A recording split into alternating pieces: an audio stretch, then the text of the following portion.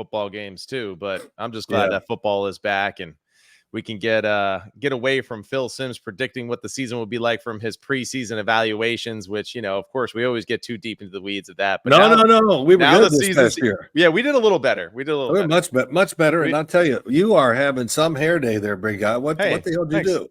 I'm peacocking today. You're Yeah. peacocking. Okay. Yeah. All right. Well, good. Yeah, it was interesting. There was some really good football, a lot of ugly football, what you expect. Yeah. One, first game of the year, getting back into the flow of it. And, two, it was talked about quite a bit, I think, over the weekend. Not many star players played in preseason at all. Yeah. And some of those star players showed a lot of rust, and we'll see what happens in week 2. But let's get right to it real quick, and let's give some opinions on what we thought.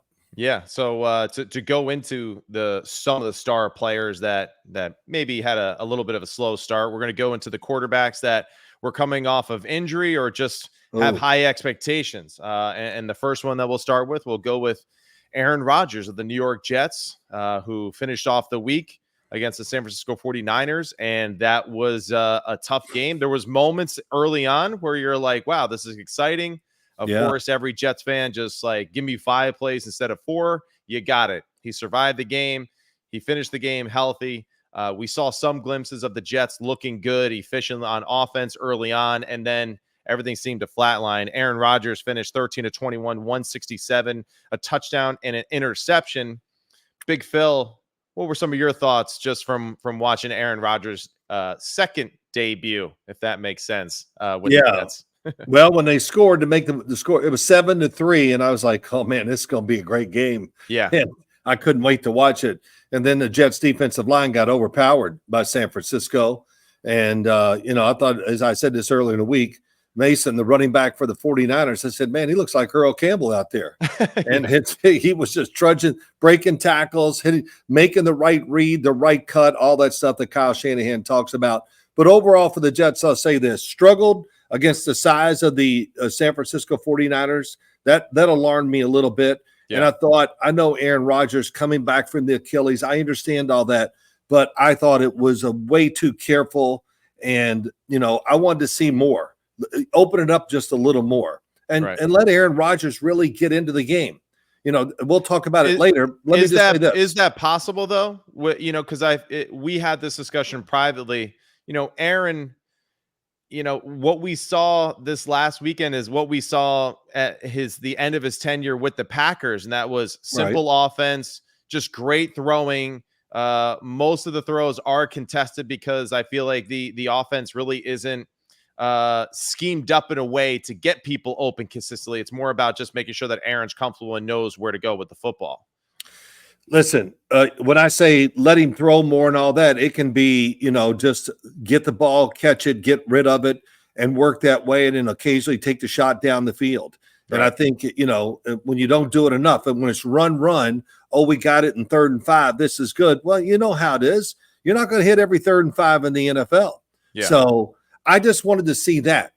As I watch many games, and we'll get into it, I'll just real quick, the Miami Dolphins, oh my gosh. It's screen. Oh, I mean, I counted at least 10 screens they threw against Jacksonville. So when I see that, I say, why can't the Jets just do a lot of that and then take the occasional shot down the field when you think it's there? So I think I need to see more of that. I don't look at them as a team they can line up and just overpower the defense with the run game. And yes, I know the injury, Aaron Rodgers coming back. Right. I will say this, the arm doesn't look healthy. It looks really good. I mean, man, the ball came out of his hand like a rocket. He's just got to settle in a little more, I think, and get himself in better position to throw these passes, some of the passes, and be more accurate with them too. Yeah, some of them you could see that he felt really confident. The one over the middle of Garrett Wilson early on that scoring drive, after he threw it, the camera zooms in on him, and you could see that he was excited. He was pumped up. I'm sure that was really the first real rep that he's really ripped in, in live action. So he felt great off of those. Again, to expect them to do more of those screens and things like that, I just don't know if that's necessarily who they are, what Aaron and what he's done, in his career, and that's what's interesting. That scoring drive, they had those little swing passes, which were kind of screens to Breece Hall, which I think really helped alleviate some of that pressure that they were feeling from the San Francisco defense. But after that drive, we didn't really see any of those concepts again for the rest of the game. So I'm not sure, if that's a scheme thing as what Aaron feels comfortable with. If Nate Hackett and them just kind of got overwhelmed as the game went on and they just, kept it simple. But, I'm with you. They need to be a little bit more aggressive with certain game plan plays, especially with just scheming up ways to get Garrett Wilson the football more. A lot of his catches, I mean, people were all over him. And I'm sure with Aaron just, hey, he got back in there. He's going to feel more comfortable. Hopefully he can build into this rhythm now and kind of stand in the pocket a little bit stronger, more confidently now that he's taken a few hits. He scrambled out of the pocket a few times, but those days of him scrambling and making plays out of the pocket and using his feet, they might be coming to an end. He'll be moving to throw, not necessarily to scramble and make some of the highlight plays when he was an MVP quarterback, but he could be a different form of MVP quarterback this year for the Jets. I think he'll play different this week against Tennessee Titans. Yeah. In other words, move around a little more, trust himself. And listen, it doesn't even have to be in who you are or whatever. If you can't look at all these films and see quarterbacks and what you want to do with Aaron Rodgers, if you can't throw some swing passes more to Breece Hall, then I don't know what to say. I mean, come on. Every offense in Little League all the way through the pros has that in their offense, and you can use it. And again, I'm saying do it for many reasons. Get them outside, all that, to spread the field a little bit, but to help the quarterback. Yeah. And so we'll see. His throwing motion was really interesting too. He threw all of his passes. I understand a lot of quarterbacks throw off their back foot. Aaron Rodgers threw about every pass off his front foot. Yeah. Which, if you've ever tried it, if you're a quarterback out there, it's really hard to do. I mean, I think it's really hard. Yeah. And I was imitating it to you yesterday a little bit. And hell, but I did it. I almost fell in the kitchen trying to do it. So, just another thing I think we'll see a difference in. What about the game? Do you want to talk about Tennessee and the Jet game real quick? Yeah, let's go right into it. So I think just for the Jets, unfortunately, this is another really tough opponent that I think matches up with them extremely well in a lot of aspects. And, strong in the secondary, strong in the defensive front. And for the Jets, how are you going to combat that? Because I know one thing we discussed how a lot of people have discussed how Caleb Williams struggled against this Tennessee Titans defense. He missed one or two throws, and of course, we overreact. But the real story is that I think that the Tennessee Titans defense is big, strong, physical, and they can move. They can play fast. So for the Jets, tough way to start the season. They're at Tennessee. And for them, are they going to establish the run game and be more patient to wear down the front that way to then build off of the passing game in that way with the play action pass and all that kind of stuff? Or are they going to do what you said? They're going to spread it out more. They're going to do more screens, going to do more quick hitters and try to alleviate the pressure of Tennessee's physicality by playing quick and maybe a little bit faster and up tempo. Well, I'll say it all pretty quick here. One, everybody up here in New York thinks, well, this is chalk it up. They could be 4-1. This is a victory. We knew San Francisco be, and I just go, wait, let me alarm you a little bit here. This is a big physical team who lost the game where they basically dominated the pace of play, the game, the score, everything.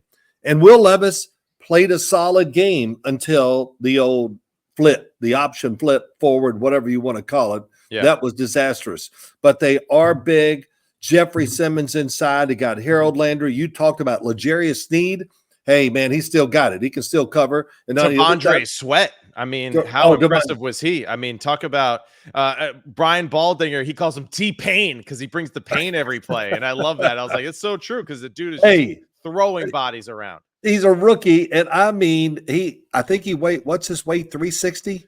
He's a big human being. But he moves. He definitely moves better. And like you said, he is a factor. So to think the Jets are going to go down and run against this fired up team because the way they lost, the fans, the first home game, all that.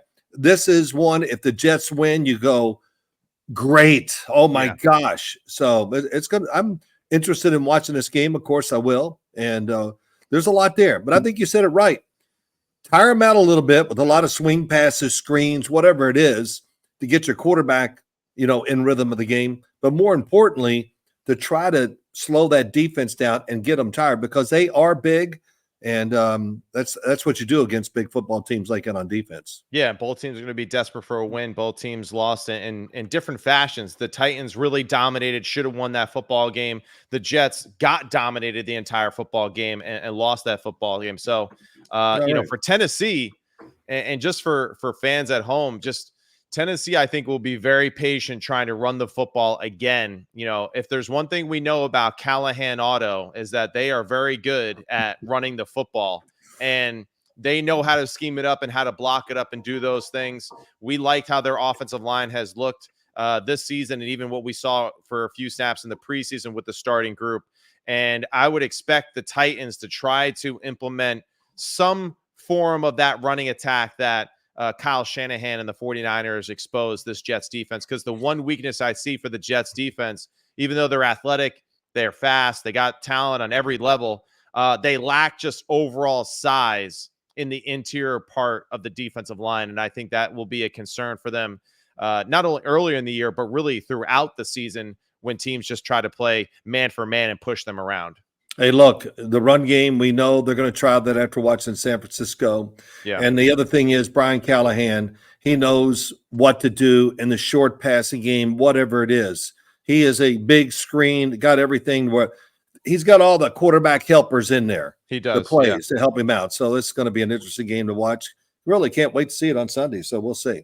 All right. So now let's go to Kirk Cousins real quick. Yeah. First start off the Achilles as well, just like Aaron Rodgers.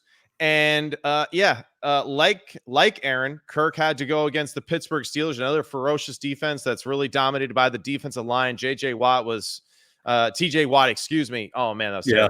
TJ Watt was just absolutely everywhere.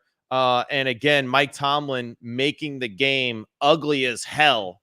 Doesn't matter that we need to rely on 5 field goals to win the football game because we're just gonna muddy it up, as you would say, and win ugly football games. And that's what the Steelers did. But what were some of your thoughts on Kirk Cousins' performance and how he looked against the Pittsburgh Steelers defense? Really easy. When he had protection, felt comfortable, could just sit there and had just enough time to make the right decision and get his body in position. I thought he threw the football really well. But there were many opportunities, or many plays, I should say, where you could feel the pressure coming. And, it just kept a lot of collapsed pockets. Yeah. Collapsed pockets. And he was caught. He didn't know whether to move to get rid of the ball. And he did get rid of the ball quick. And it led to some bad plays for him. Right. So it was really, as I watched it, he was another quarterback, just like you want to say about Aaron Rodgers, is that the movement was not there. Yeah. And it seemed to make him hesitate too at times. So it was not a good game. But again, now he kind of tested where he can go physically. So it'll be interesting to see what he looks like this week with a little movement, throwing the football, and maybe being more comfortable in the pocket. And it goes back to this. Think about it. Injury, I know he's a veteran, all that, okay. But no action in preseason games. Right. So, man, to go out there game day against the Steelers and their defense and the way they play the game, they sucked the life out of it. Mike Tomlin was nothing but he had the biggest smile on his face when the game is over because this is how I want to play. Yeah. And you and I talked about that the Steelers, it's an ugly preseason the way they played it, but we were not seeing their defense on the field. Right. And when the defense came on the field, it justifies even more what they want to do on the offensive side because that defense is real. And you said it, TJ Watt, I'm telling you, he looks better than ever out there. So he did. He looked really fresh. And Kirk Cousins finished the game 16 of 26, 155, a touchdown and 2 interceptions.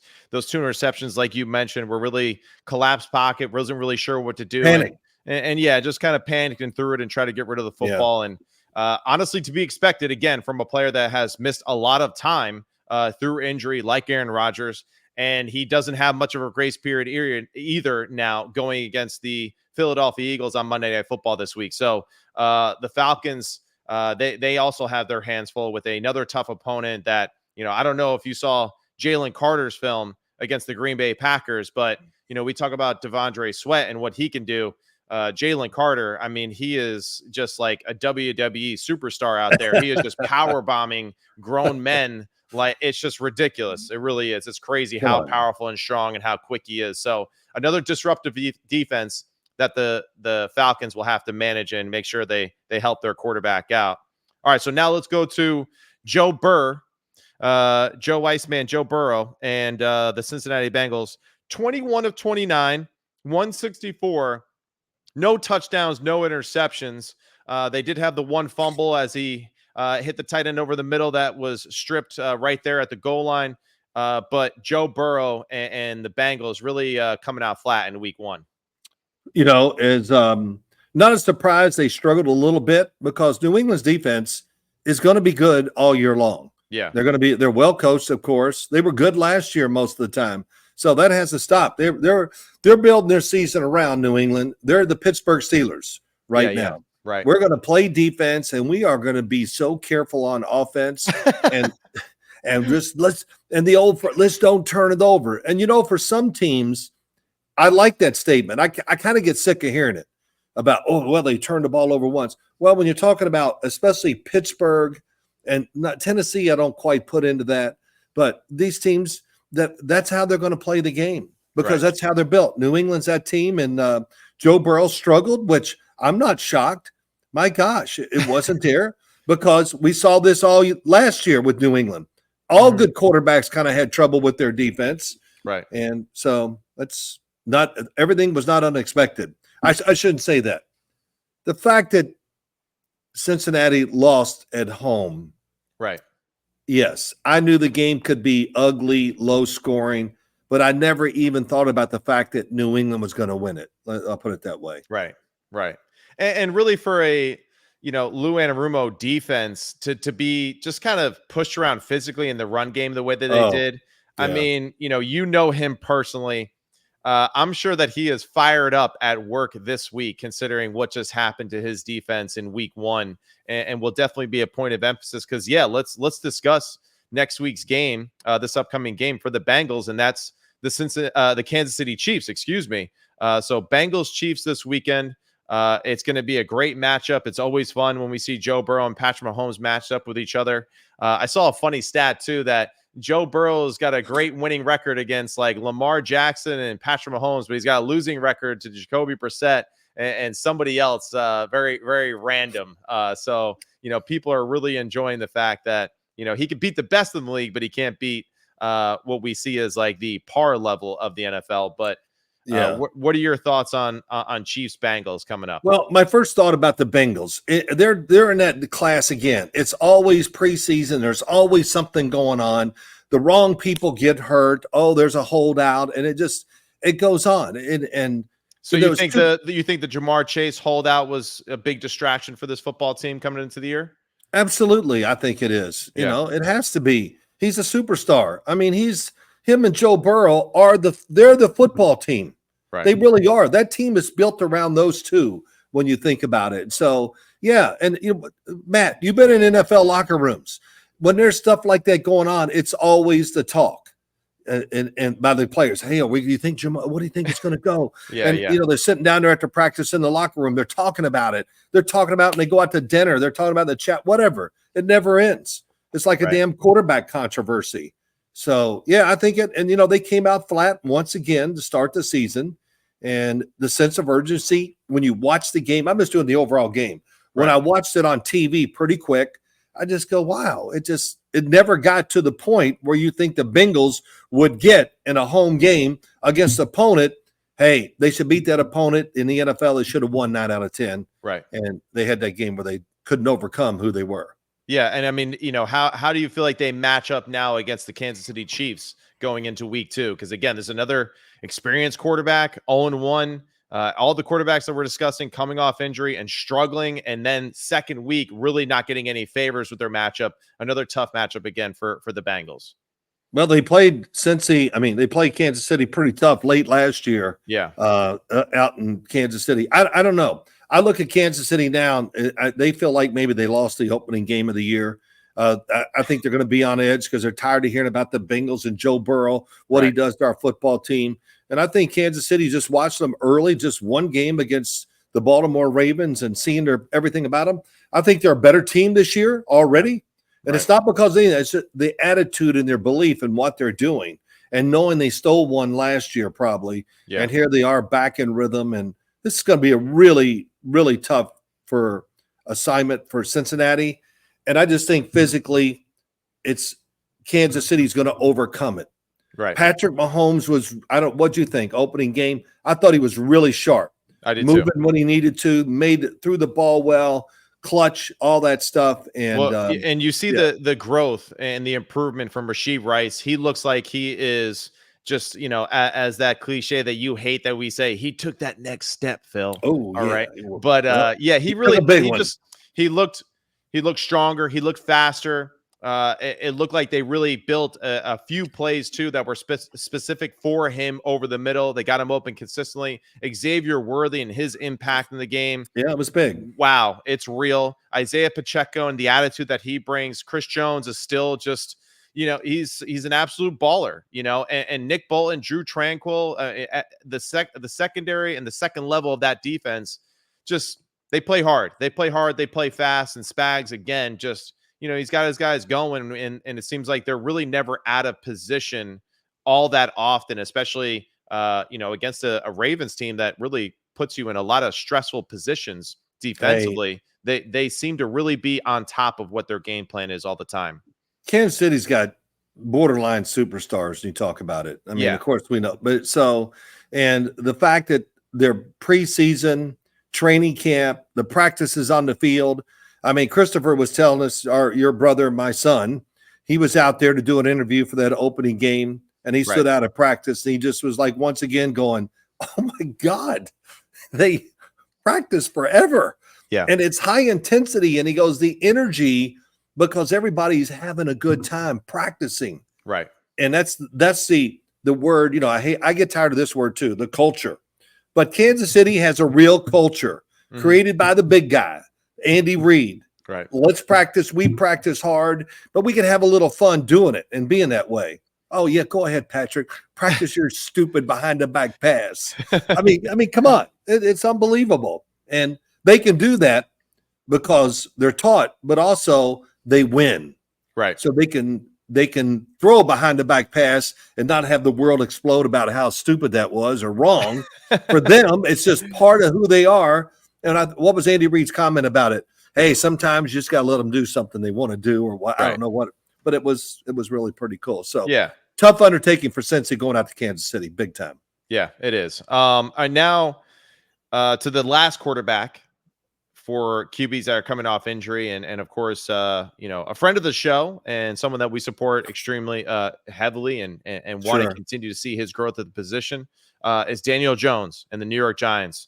Other than the Carolina Panthers, I think really probably the worst performance of the weekend as far as just teams that came out very flat and looked very unprepared. Just Daniel Jones, what did you see? You were at the game celebrating the Giants' 100-year anniversary. You had a great thing before the game. You were ringing the bell at halftime. You were out in the field, so that was a really special moment seeing all those greats for the New York Giants. But what did you see while you were at the game watching it in person?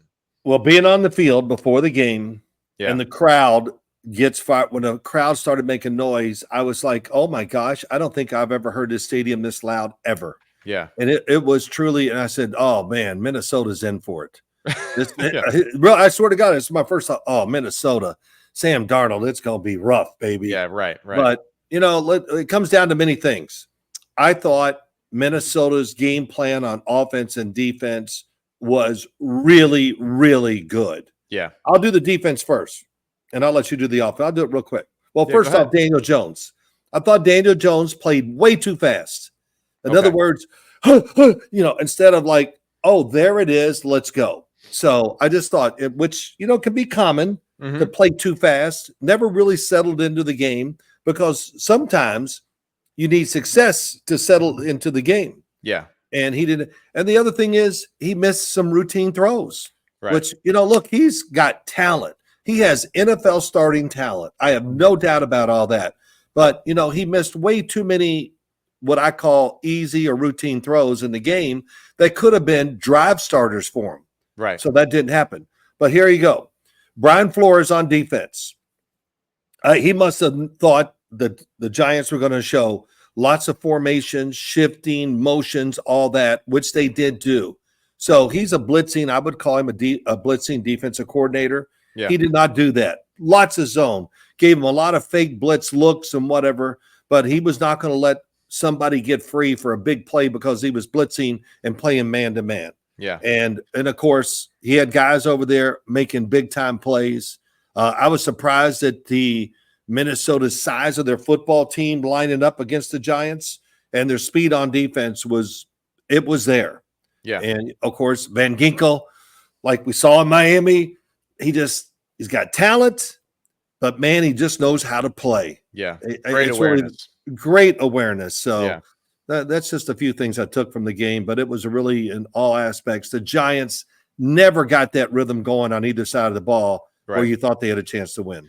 Yeah, I think you brought up a great point too, that Brian Flores, it seemed like on multiple times, showed aggressive blitz looks to the Giants, and the Giants, being prepared because it's Brian Flores, seemed to make their adjustments, but every time it was a bluff.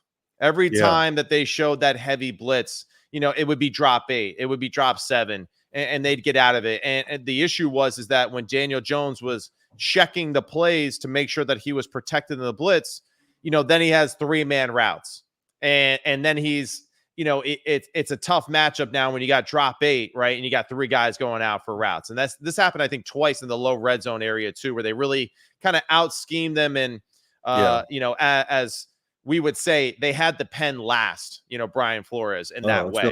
And that was where I think, they kind of lost as far as just preparing for the game.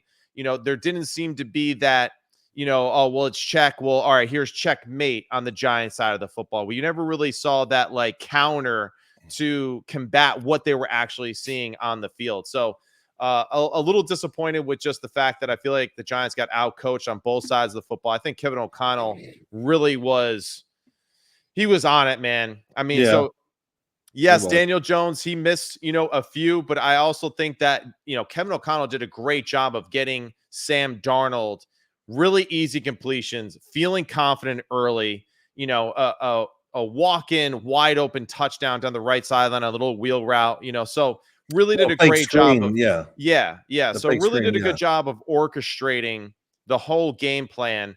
And then, the other aspect of it, right? Daniel injured, maybe thought the game was fast, his first preseason outing because he's been out for so long. And then, okay, well, I'm going to make sure that I really play fast and engaged my first start out there.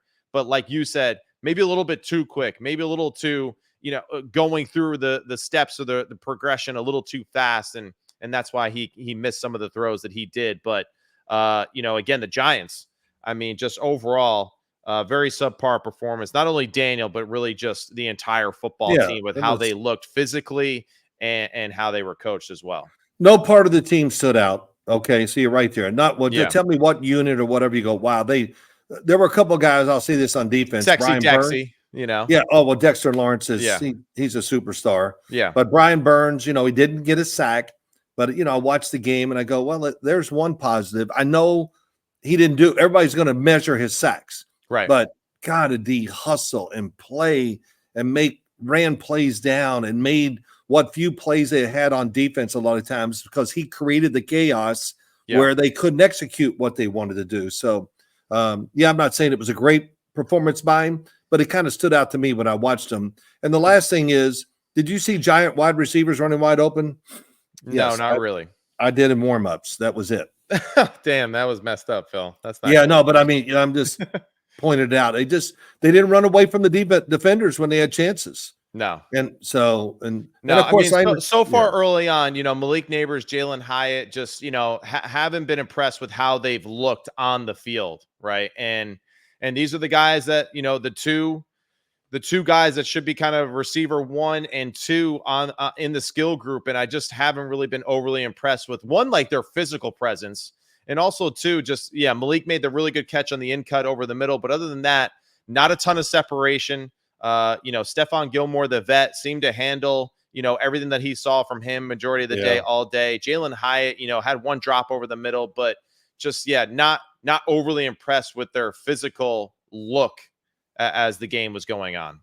Well, this will be a big week. They're going against the defense. They should have success.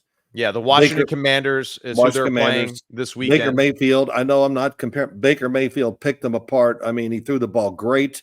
And their guys, of course, his receiving core is proven and really good. Yeah. Really, really good. Hall of Famer there, and one of the guys. But when they were open, he hit them. So this is a big game for the Giants. It's a big game for Daniel Jones, lots of guys, and they just can't play well. They got to win the game and play well. Right. To settle everything down. I mean, because if you're not from New York or in this whatever the Northeast, let me tell you, radio stations, I don't even want to go out because people are saying things to me. Right. What do you think? I'm like, hey, I don't. It's just one game. Then I just move on. Well, we thought that the Vikings were in the same class as the New York Giants, right? Or a lot of Giants fans thought, okay, we're in the same class as the Vikings. Well, we found out that might not necessarily be true at this moment in the season, right? Right now, the Vikings are just a step ahead. But the Commanders, I would say, I feel like man for man, and everything that's going on, I feel like we definitely match up better with this football team than we did against the Vikings. I definitely agree. And there's going to be easy throws in this game for the quarterback and Daniel Jones. So, and look, the big thing too, if the Giants contain Jaden Daniels, they'll win the game. Yeah. But containing him is not going to be easy. And can the Giants run the football too offensively? Because they had 21 carries for 74 yards, just like isn't going to cut it against, really well coached football teams. So being a little bit more balanced offensively, I think will also help Malik Neighbors, Jalen Hyatt, and Daniel Jones in the passing game.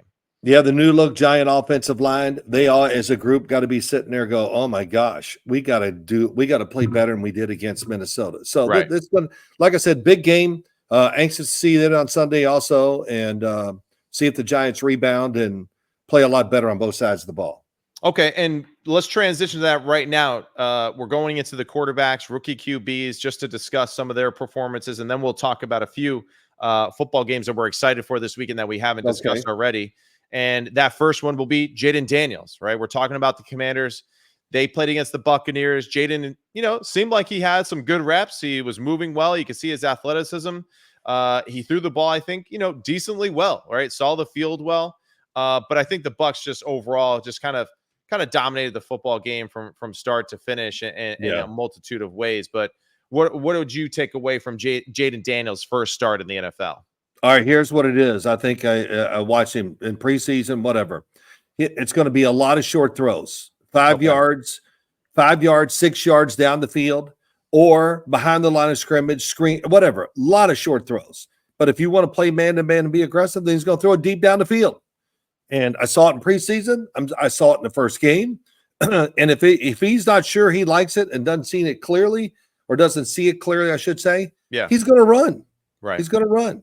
And if you let him run, look out, because if he gets in the open field, he's as fast as anybody on that defense, and he's got slick moves, everything like that. It could be the difference in the game.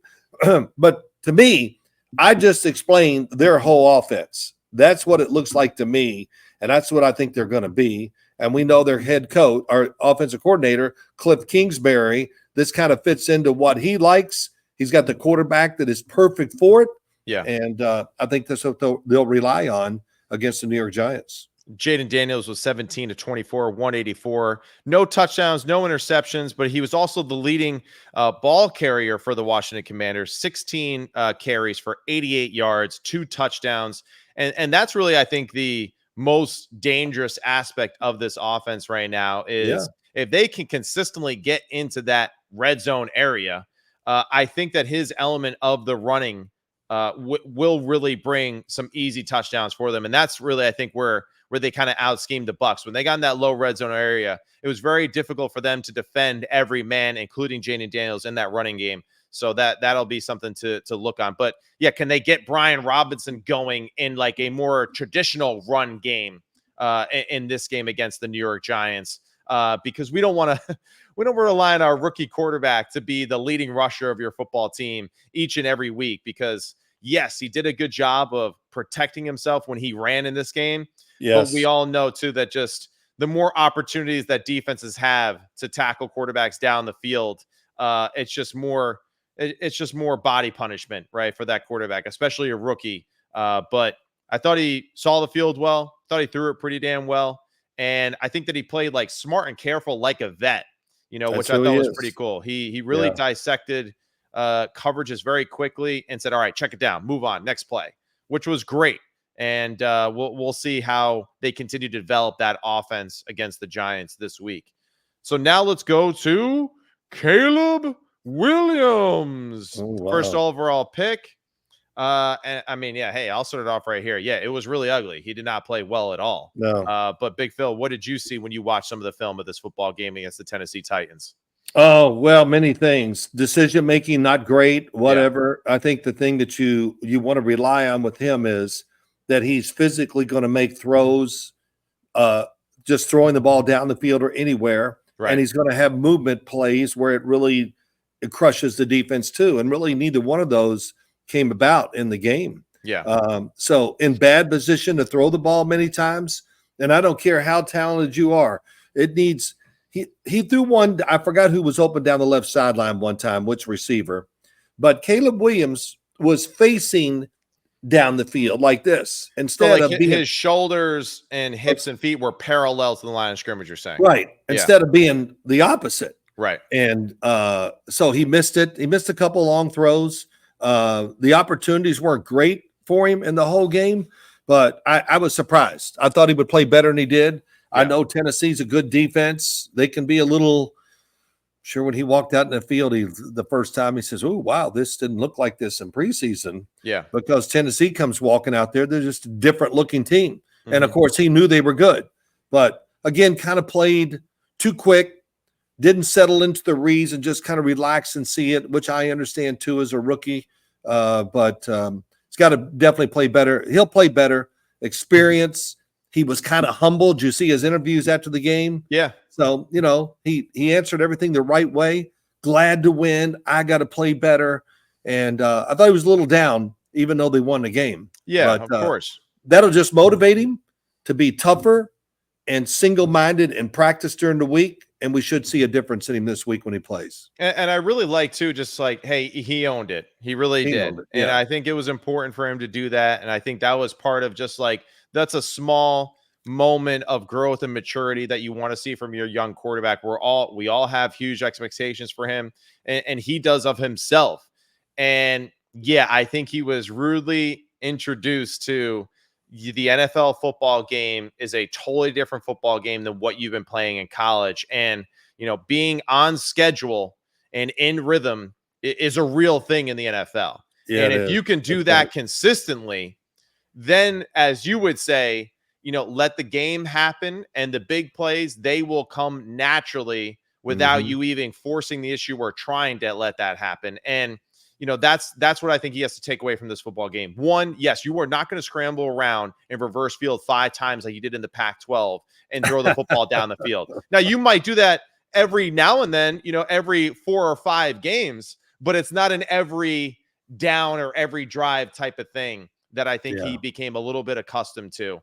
And dudes are bigger, they're stronger, they're faster. And honestly, the biggest thing is just like they're smarter in the NFL. They're better coached. Yeah. And there was a few times where I think he just got a little overwhelmed and, like you said, playing a little fast. And one thing that we teach our quarterbacks all the time, right? And we've had moments of this even when we played you obviously really well, but just think and process information fast, right? And clearly and decisively while still staying like calm and relaxed, Yeah. right, within your body. And I think in this game, we saw he was thinking fast, he was processing information, but he was moving fast and he was Yeah. moving a little too twitchy and kind of just a little unsettled throughout it. But again, yeah, I think we'll see as the season goes that this Tennessee Titans team is actually a little bit more physically imposing than maybe some people were giving them credit for in the preseason. And then, yeah, exciting weekend for Caleb. Houston Texans and CJ Stroud. So we get to see the the two young QB prospects go up head to head. And I think that'll be a great moment too for Caleb to watch CJ Stroud play and to now say, okay, yeah, now I know what it takes, because CJ does a great job of towing the line of, all right, play in rhythm, and then let's make a play when it's there to be made, and not forcing the issue, because he did another great job of that. Yeah. He is like Jaden Daniels. They just, I hate all these phrases, but I mean, if we put a heart rate Daniels on is them, like him. Yeah, that's what I should say. Yes. Yeah. But it's like their heart rate never speeds up during the game. Right. They're just playing. And I got to talk about it for a second, but CJ Stroud, damn, was he smooth, and everything about him. He just he does not panic. Right. And it's great. He played that way in college. I don't think we gave it enough credit, because he was at Ohio State. They got all these good players and receivers and everything like that. But even in this game, he slipped and fell a couple times, got up and still completed a pass. He has great feel for the game and for the circumstances that surround him every single week.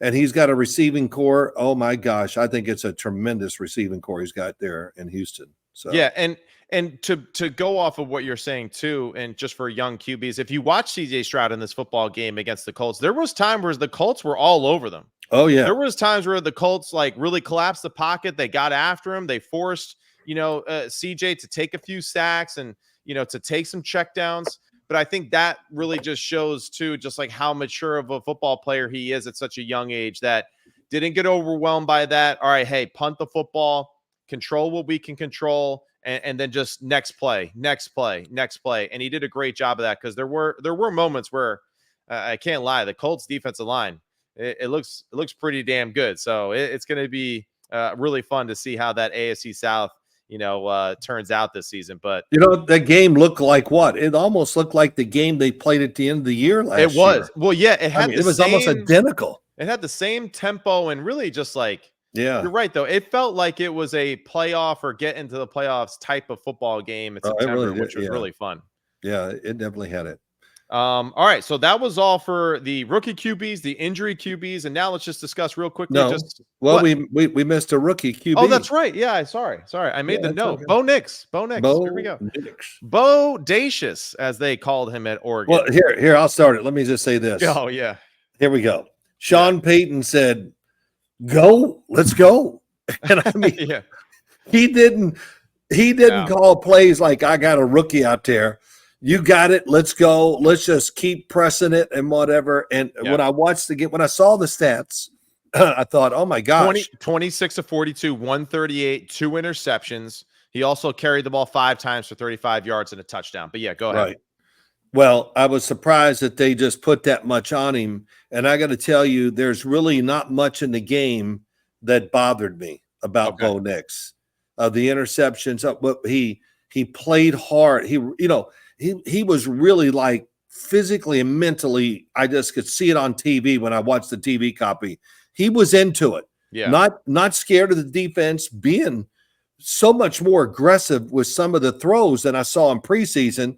And the other thing that came out, we always heard the Senior Bowl, and does he have enough arm? Man, he was throwing the hell out of it. Yeah, he was. And I think this was a great experience for him too. It was tough. It was hard, but he just kept competing, and he did not play too fast or miss reads and things like that, Matt. That's just what I saw and what I wrote down. I know the numbers weren't great, but I was still impressed when the game was over, how he played it against a better team, and of course against a crowd that is crazy. Yeah. So Bo Nix, man, I'm giving him a plus in the game, how he played as a rookie QB. Yeah. And I agree with you. I think just the way that he played that football game, it was, he went all out, man. He said, F it, let's cut it loose. Let's learn how to play the NFL game. And I would say the only one where he made an errant play, where, let me see, it was at the end of the first quarter, early in the second quarter, where he threw one to the left sideline really late. That was really the only time. The interception. Yeah, the first interception, he tried to like just throw it super late in the read and the play. He slid, he moved, and then tried to throw it. And, that was really the only one where I was like, all Yeah. right, hey, that's a rookie blunder right there. Like lanes are going to collapse really quick in the NFL. And they did. They got that interception on that one. But the interception late, he's trying to make a play, he's trying to get the team back into the game. And that being said, too, I mean, 26-20. Had some good throws, had some good moments, showed some great athleticism, showed the ability to use his legs like Jaden Daniels too. Yes. And this is not what the Commanders are doing with Jaden Daniels, with making the game simple with quick, easy throws, one-on-ones with a few QB runs. No, like Bo Nix is already into the advanced quantum mechanics of being a quarterback with Sean Payton, because they really did. They had it all going. They did. So yeah, even though I'm sure statistically everyone's thinking, oh, very, unassuming and unimpressive, first start. But I agree with you. I liked a lot of the things that I saw from Bo Nix, and definitely feel confident in Peyton and them to get it right sooner rather than later. Yes, me too. Hey, man, that was a lot of throws. Yeah. And, that's only going to help him too. Yep. So we'll see how it goes for them. But, I look at the Denver Broncos, they're trying to reshape their team. Russell Wilson gone. They still are under the salary, all that stuff. And whatever they do this year, they're looking for positive results, of course. Yeah. But the quarterback, if he comes along like I kind of think he will, and I think you think the same thing, that they'll be on a good path late in the year, and, of course, get this thing started even for the future. Yeah, for sure. For sure. And now let's just talk about some games to look forward to ahead. We already did a few. Okay. But, one that we wrote down here, of course, is the Thursday night game, which will be happening tonight. And that's Bills Dolphins. Right. And just what are some of your thoughts for Bills Dolphins tonight? What should we expect to see from both teams? Oh, man. Wow. Watch the Bills play the Arizona Cardinals. A lot of stuff there. Josh Allen, he didn't play well. He played extremely well. Yeah. I did like the play calling, the pace of the game, what they were doing, running the football. He ran it, when he had to. Yeah. They put a lot of pressure on the defense. And, I kind of understand why the receiving core, they're not going to focus on maybe the tight ends. They focus on them, Dawson Knox and Kincaid. But overall, the receivers, it's just get the ball. When you play Buffalo, I know I'm getting everywhere here, you worry about the quarterback running, so it kind of limits what you can do on defense sometimes. Right. And I noticed this with Arizona. When they played zones and all that, Josh Allen was picking them apart. Yeah. And then, of course, he made some plays, moving and throws that really only he can make. But, I think overall, when I watched Buffalo, I just went, this is going to be a tough. If you think they're going to go 12-5 or something like, I don't see it, Matt. I got to watch a little here. I think it's a tough matchup against the Miami Dolphins tonight for them. And what gives you that thought, though, as you see one game, like where you're just like, what's missing from this football team, you think? Well, I think the defense, that worries me a little bit. Okay. So many new players in the secondary, linebacker, whatever, so the pass rush is okay. They got some sacks in the game, but I never looked at it like, wow, they're really pressing the pocket. Right. Maybe they were worried about Kyler Murray. Well, they should have worried more because they seemed to get out whenever he wanted to against the defense. Okay. And, just thinking about the game, looking at Miami, tons of throws behind the line of scrimmage, but they just keep giving the football to their playmakers, and sooner or later they're going to break it. Now, Jacksonville did a good job of tackling on the outside and stopping a lot of the screens and the swing passes and all that stuff. But, man, Miami they just keep coming. Right. Jalen Waddle and Tyreek Hill, oh, my gosh. It's just they caught passes deep down the field that very few, if any other teams in the league try to run them. Right. I mean, my God, Tyreek Hill ran 500 yards on the one play to get the touchdown. Everything. So it's I think it's a tough matchup. I'm not completely sold about Buffalo, what they can be.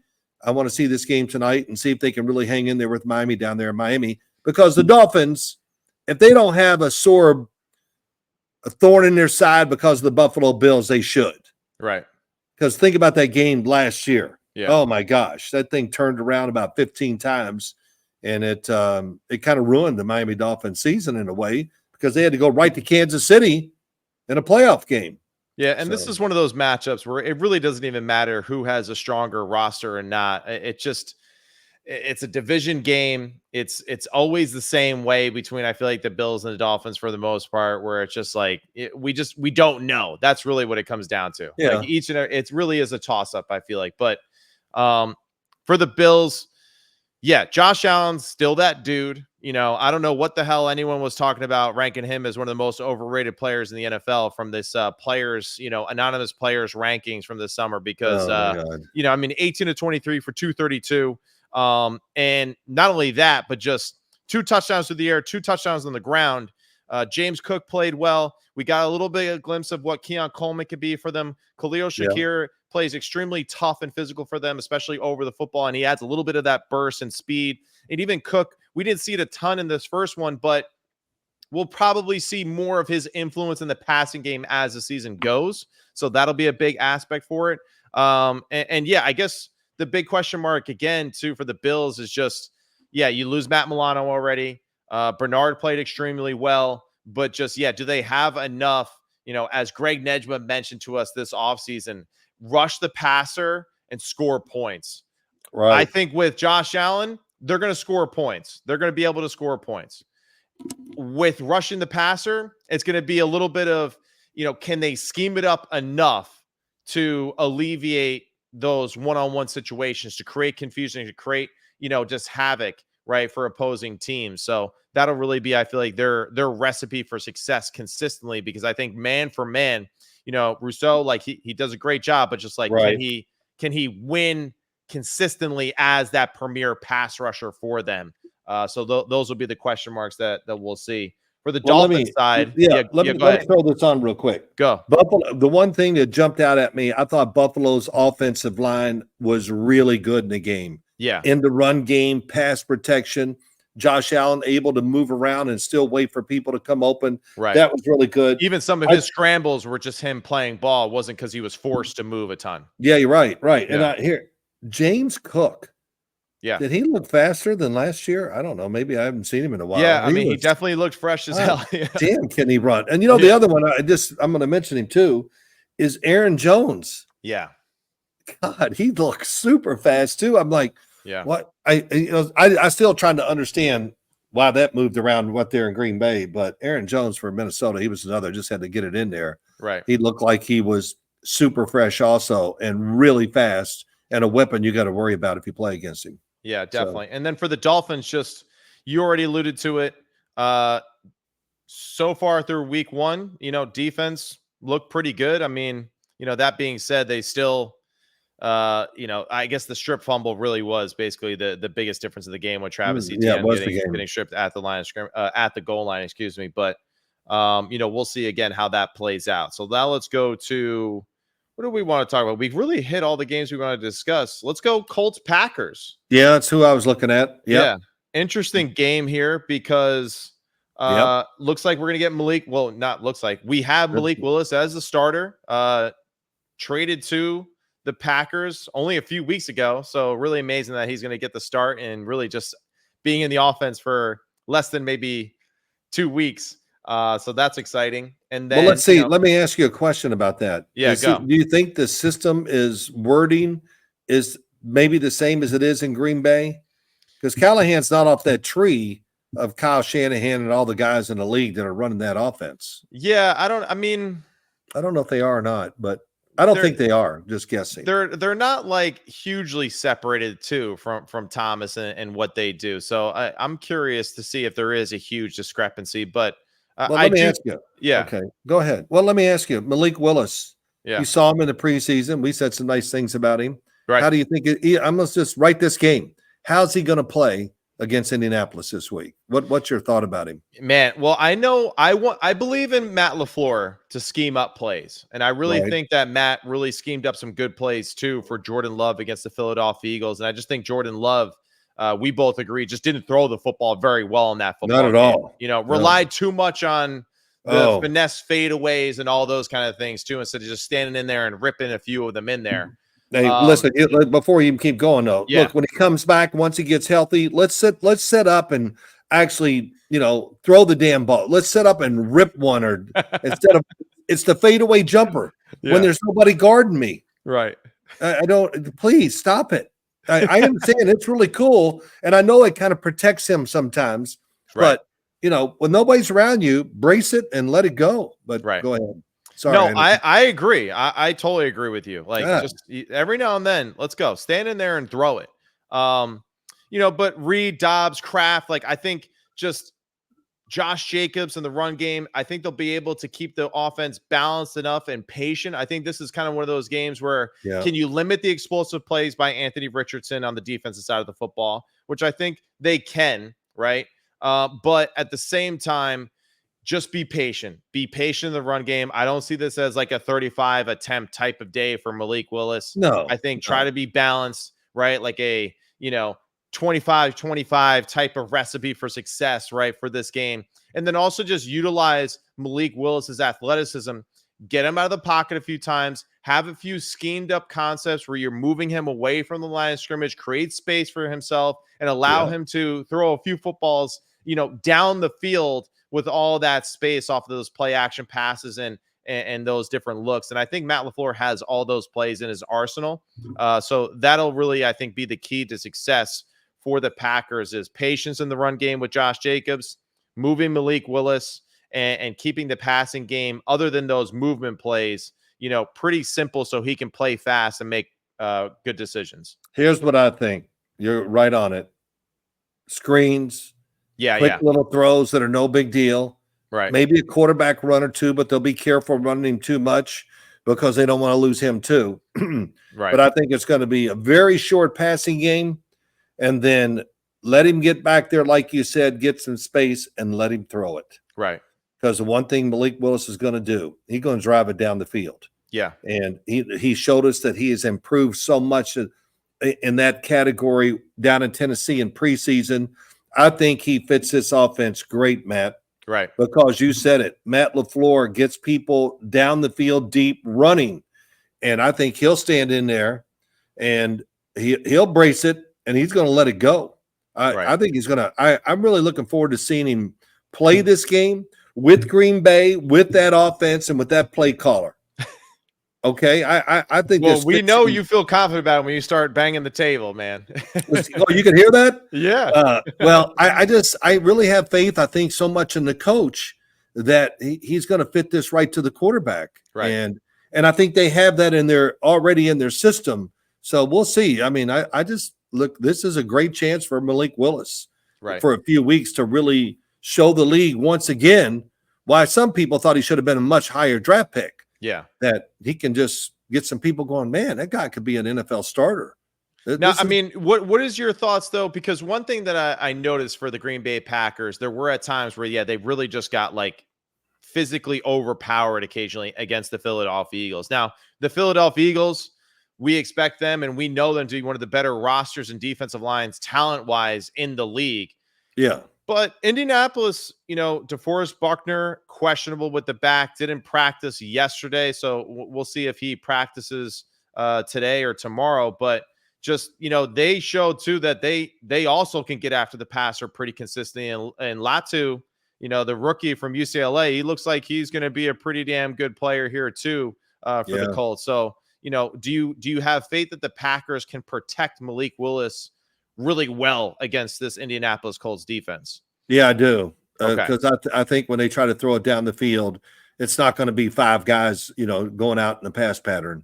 Right. It's going to be three, maybe four, but I think they'll be very conscious of making sure the quarterback has protection. And if you have to keep an extra player or two in there, you do it. Right. And that really, when you think about it, that really doesn't change the passing game that much. You just got to be a little more careful. Maybe if you don't send somebody out from one side, and if they're running towards it, there's going to be free defenders. But I think they can handle it. This is a game where Green Bay has to find a way to win it or whatever. Right. They're going against a young quarterback too, the Green Bay defense, and Anthony Richardson, who is just a phenomenal physical talent. Yeah. Oh my gosh, I don't know what else to say, but yeah, I think they can handle this with Malik Willis. And we got to revisit this next week when we talk about this game. Yeah, great. We'll do it Monday or Tuesday just to see if some of the thoughts that we had about it, if they're going to come true or not. Yeah, for sure. And you're right. Anthony Richardson, wow, some really unbelievable moments in that football game. The deep ball to Alex Pierce, 60 yards on a fly after stumbling. I mean, just an absolute rocket right down the football field. And I think overall, you could see that he's seeing the field better. He's a little bit more confident as a pure drop back passer, but then still has that just, he checks the box of being super special, right? Athletically, physically, so that'll be the big question, right? For Shane Steichen is just continuing that development in his pure drop back passing game and then still taking advantage of just all the other aspects that he does so well, the scrambling and stuff like that. He made a few runs and made a defender miss here or there. It was like, whoa, like that. It looked like he was a running back. It looked Lamar Jackson-esque, but just with way more muscles with the way that he did it. And it was fun to watch. 50 more pounds of pressure coming at you. Yeah. I mean, it's no doubt. I thought the one pass, I thought he threw it. I measured it. I thought it was very close to 70 yards. This was the incompletion you saw to Adonai Mitchell from Texas. Was that down the middle of the field? Yeah, it was incomplete, right?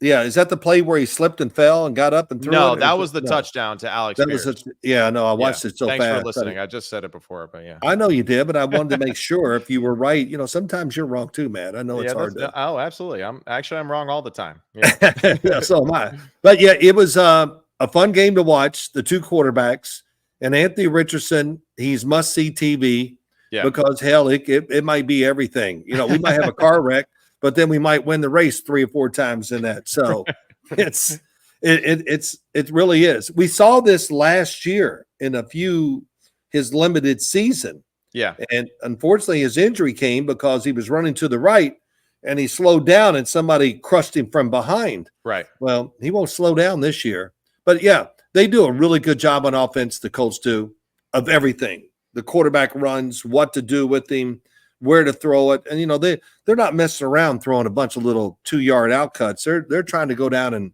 make dynamic plays. And, those big change the game plays. Well, similar to what you said too about, Bo Nix, Sean Payton, what they do offensively and just like letting it go. I think Shane Steichen really, it wasn't like, hey, let's just get him in rhythm. And no, he let it go, so he is in the process of getting his quarterback ready and prepared to be the guy.